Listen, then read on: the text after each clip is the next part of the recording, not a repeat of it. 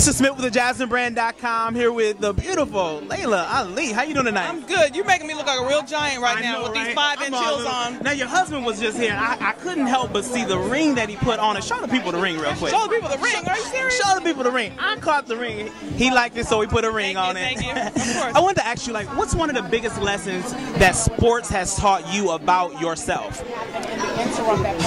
You know, it's funny because I wasn't an athlete until I started boxing. Like, I wasn't an athlete growing up. And were you athletic, though?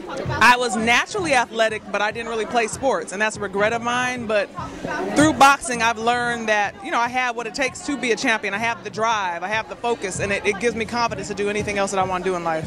Speaking of drive, focus, and confidence, your name's been tossed around as far as being one of the hosts, possibly on The View.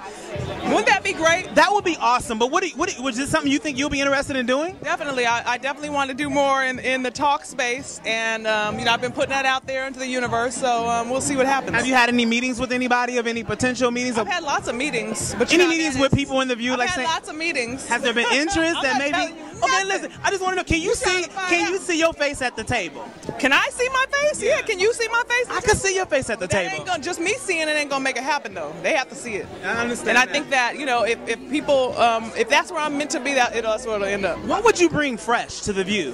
What would you bring there? A true, honest perspective from an African American woman that's relatable, but also has a lot of knowledge and experience, you know. But I think I'm a very relatable person. I keep it real, not in the way that people say they keep it real, but I keep it real. Like, I'm not afraid to go against the grain. I'm not afraid to be a little politically incorrect. I make people mad sometimes, but you know, I can back it up physically. No, I'm just playing. Speaking of backing it up physically, when was the last time that you had to put the smackdown on somebody outside of the ring? Oh, just yesterday. No, I'm joking. I'm just joking. I don't do that. You know, I don't. You know, the thing is that as a fighter, when I get mad, sometimes you really do. You know, people want to fight, but it's like, sometimes you really just want to knock somebody out, and I can. It's not just talk. So I have to be careful not to put myself in situations where that, like, you won't see me on reality shows with these ratchet women, because once they get to yapping, I'll be really upset that I can't actually.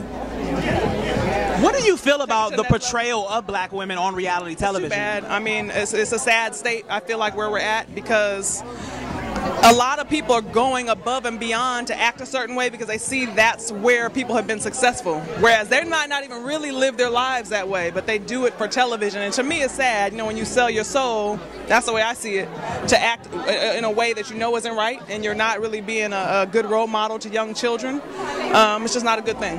One last question before you have to go. Speaking of, I know, but because it's so good talking to you, I don't know when I'm going to get you again. All right, one last question. If you could ask God, speaking of selling your soul, if you could ask God one question and get an answer, what would you ask him? That's funny, because I asked that question today. I was having a conversation with my mom, who's a very spiritual person, and I want to know why children get abused and raped and beaten, and why they have to go through that. That really bothers me when I hear that about kids. You know, like in Africa, you know, there's a big AIDS epidemic, and they believe in certain parts of Africa that if you have sex with a virgin, you'll be cured. So they're raping babies and young children, and I just couldn't even imagine that. And it's just really sad to be brought into this world. So you might not have thought you were going to get something that deep. No. But that's one of those questions that will go unanswered. And when I die and face God, I'm going to definitely ask him that. And the beautiful thing is, maybe that's one of the problems that you're here to solve, to help solve. We'll see. We'll see. Right. Thank you so much for talking to us here at the JasmineBrand.com. Thank you so much.